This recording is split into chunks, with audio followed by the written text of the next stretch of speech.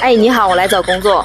什么文凭啊？大学本科。超市导购干不干？工资2200。不是，我本科学历啊。那食堂打饭阿姨，工资2800，干不？大哥，我本科学历呀。哎呀，本科没事儿，到时候我们托关系让你进去上班不就行了嘛？到时候如果说有人问起来呀，你要说你是初中毕业，记住千万别说漏嘴了，不然人家开除你。为什么呀？一包软中华卖你3块，你买不？那我肯定不买呀。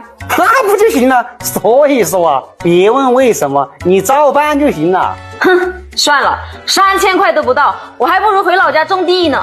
哎，你爸妈当年汗流浃背，脸朝黄土背朝天的去种地，供出来的大学生，可不是指望他回家干老本行的呀。那行吧，打饭阿姨就打饭阿姨吧。这就对了吧？让手啊，先抖起来，抖起来，抖起来。